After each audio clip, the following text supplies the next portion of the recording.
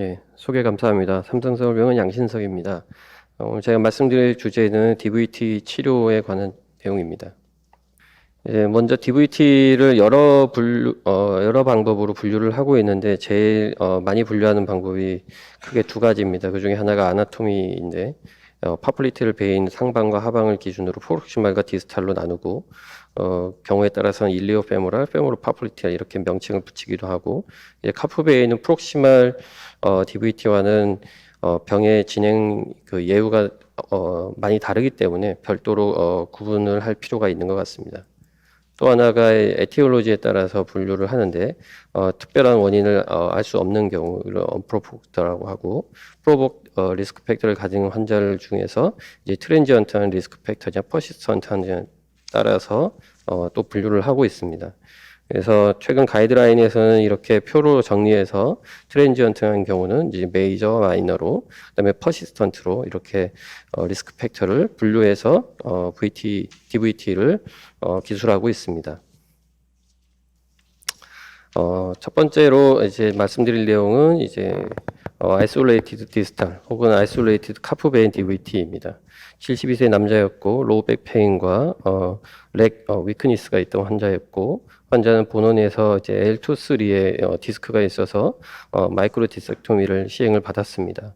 환자가 이제 위크니스가 있어서 듀플렉스를 아마 워크업을 했던 것 같고, 수술 직후에 이제 카프베인이 이렇게 DVT가 있었고, 저희는 안티코아귤레이션 하지 않고 2주 후에 다시 팔로우업을 했을 때 프록시말 프로파게이션이 없었기 때문에 안티코아귤레이션 없이 지켜보기로 했던 환자입니다.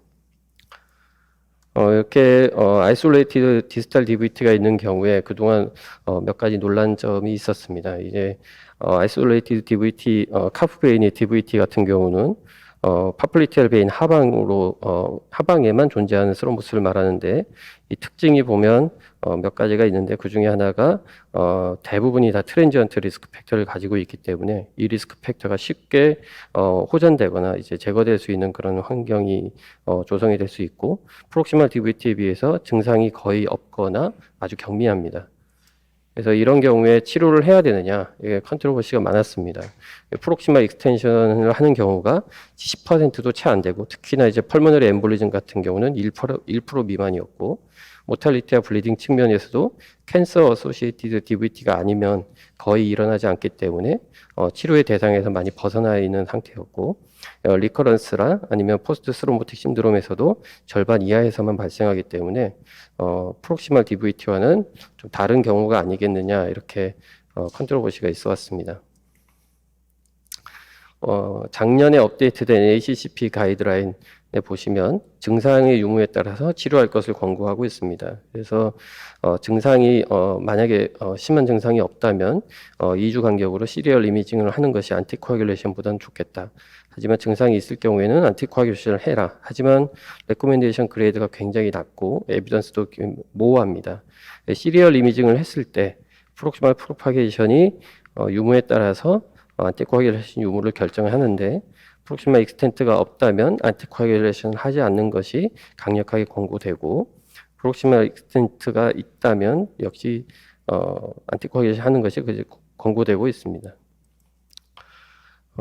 유럽 혈관외과 학회 가이드라인도 역시 심텀을 기준으로 치료 여부를 결정하고 있습니다. 그래서 이런 경우에 안티코아귤레이션이 심텀이 있다면 한 3개월 하는 것을 권고하고 있고, 그다음에 치료를 하지 않고 지켜본다면 1주 간격으로 초음파를 하는 것을 권고하고 있고, 액티브 캔서의 경우에서는 치료를 하는 것을 권고하고 있습니다. 다음으로 보실 내용이 이제 얼리 스롬부스 리무벌입니다. 29세 여자 환자였고, 레프트 렉의 페인과 스웰링을 주소로 내원했었고, 환자는 4년 동안 오랄 컨트라셉티브를 복용하고 있던 환자입니다. 앞에서 말씀드렸던 리스크 팩터를 본다면 이 환자는 메이저 트랜지언트 리스크 팩터를 가지고 있는 환자가 되겠습니다. 다른 스롬보틱 프로파일에서는 다 네거티브였습니다. 저희는 환자가 젊고 블리딩 리스크가 적다고 봤기 때문에 스롬볼라이시스를 시행을 했습니다. 이런 환자 같은 경우는 논란이 별로 없는데, 환자가 나이가 많거나 다른 언더라인 디지즈가 많다면 추가로 우리가 고려를 해야 될 점이 많겠습니다. 얼리 스럼브스 리무버를 해야 되는 이유는 이제 포스트 스로모틱 신드롬을 예방하기 위해서인데 이런 경우에 DVT 후에 발생하는 그런 심텀이나 사인이 환자에 따라서 발현 정도가 다르기 때문입니다. 대부분은 비너스 하이퍼텐션 때문에 밸뷸러 인컴피턴스가 발생하고 이로 인해서 증상이 발생하는 것이고 많게는 75%까지 보고가 되고 있고 이런 환자에서 안티코아귤레이션과 스타킹만을 시행하는 것이 과연 베스트 메디컬이냐 이거에 대해서 논란이 있어 왔습니다. 그래서 얼리 스럼브스 리무버를 시행하는 방법은 셀룰러 돌렌스 같은 심한 경우에는 서지컬 스롬벡토미를 시행하고 그렇지 않을 경우에는 카테터 디렉티드 혹은 최근에 엔지오젯 같은 파마코 미카니컬 다이렉트 스롬볼라이시스를 시행하고 있습니다. 얼리 스럼브스 리무벌의 컨트로버시로는 역시 이게 포스트 스로모틱 신드롬을 얼마나 예방할 수 있느냐 그리고 블리딩 리스크가 어떤 균형을 잡을 수 있느냐가 되겠습니다. 최근에 보고한 여러 연구 중에서 특히 어트랙트 트라이얼이 많은 논란을 불러일으켰습니다. 그래서 일리오 페모랄 DVT 같은 경우에는 그 얼리 스롬브스 리무벌 하는 것이 포스트 스로모틱 신드롬을 예방하는데 별로 효과가 없다 이렇게 결론을 내렸고 이것을 확장해서 모든 프록시멀 DVT를 다 합친 메타애널리시스에서도 조금 의문이 남는 그런 결론을 내렸습니다. 반면에 이제 모더레이트 투 시비어 포스트 스로모틱 신드롬 같은 경우는 일리오 페모랄 DVT 같은 경우에는 그래도 효과가 있지 않느냐 그리고 다른 프록시멀 DVT를 모두 합쳤을 때도 역시 얼리 스로모스 리무벌이 조금 더 예방하는 데 페이버하다 이렇게 결론을 내렸었고 메이저 블리딩 측면에서도 약간 애매한 결론을 내려서 결국 모든 메타애널리시스를 다 합쳤을 때 안티코아귤레이션이 조금 더 페이버하다는 결론을 내린 바가 있습니다.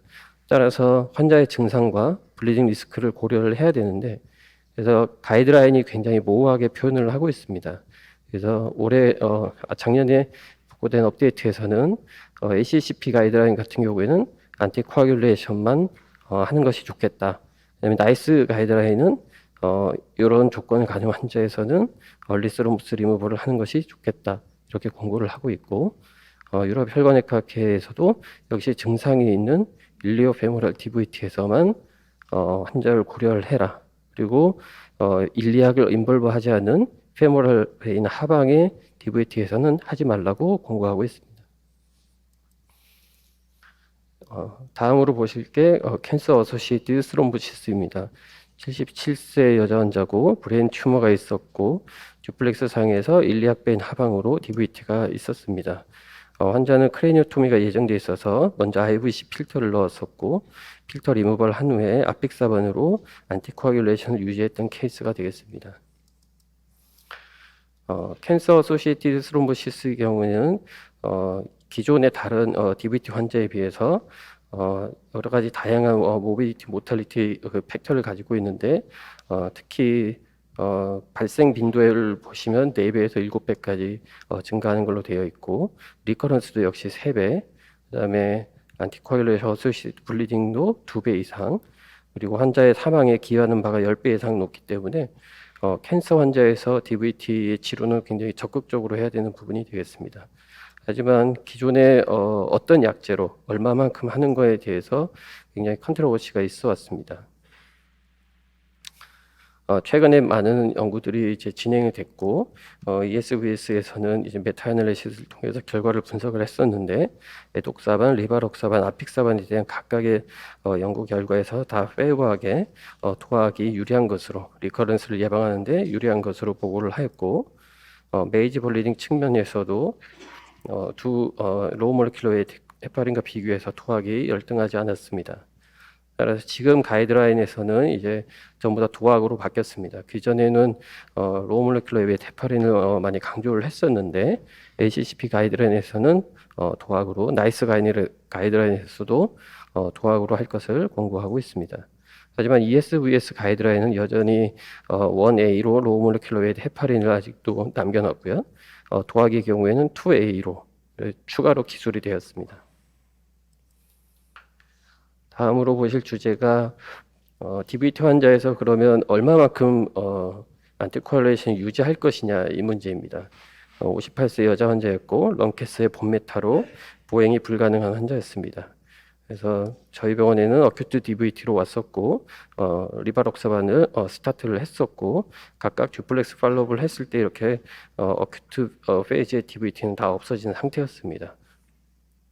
이 환자는 캔서에다가 보행이 불가했기 때문에 저희가 안티코agulation을 유지하기로 결정했던 환자입니다.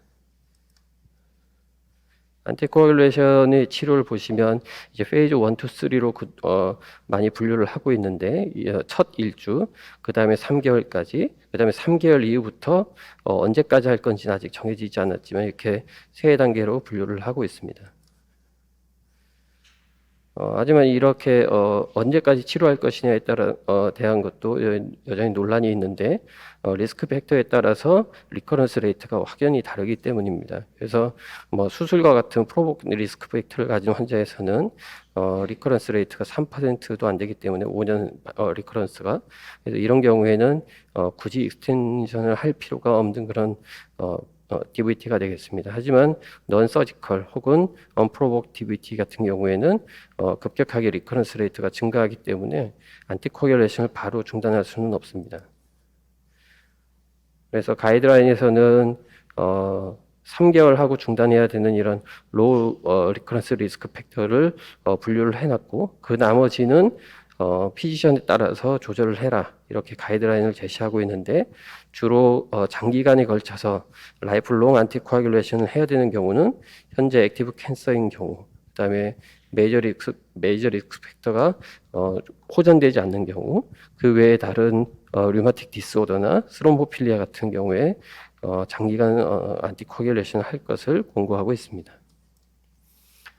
그래서 ACCP 가이드라인 업데이트에 보시면 메이저 트랜지언트 리스크 팩터는 익스텐션 할 필요가 없고 마이너 트랜지언트 리스크 팩터인 경우에도 익스텐션을 할 필요가 없겠다. 하지만 언프로복트의 경우에는 익스텐션을 고려해야 되고 이때 도학이 첫 번째로 선택되어야 될 약제이고 그 다음에 익스텐션을 할 때 도즈 리덕션을 할 것을 매우 약하게 권고하고 있습니다. 그리고 안티코agulation을 언제 끊느냐 이거에 대해서 언급은 별도로 없지만 끊는다면 바로 끊 후에 아스피린을 추가하는 것이 리커런스를 좀 예방할 수 있겠다 이렇게 권고를 하고 있습니다.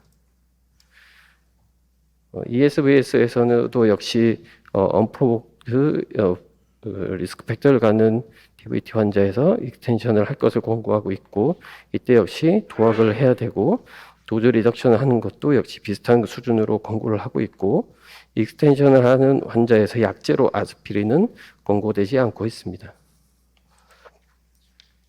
요약을 해보면 역시 여러 논란 점은 블리딩과 그런 리커런스 리스크 팩터를 어떻게 균형을 잡느냐인데 아이솔레이티드 디스탈 DVT 같은 경우는 쇼텀 팔로업을 하는 것으로도 충분할 것 같고 얼리 스롬보스 리무벌은 환자의 블리딩 리스크를 고려해서 증상을 고려해서 할 수 있는 환자에서는 증상을 호전시키는 데 도움이 될 거라고 생각이 되고 캔서 어소시에이티드 스롬보시스의 경우에는 도학을 이용해서 라이프롱 안티코agulation을 해야 되겠고 익스텐션을 하는 경우에 언프로복트 리스크 팩터를 갖는다면 역시 익스텐션을 해야 될 거라고 생각이 됩니다.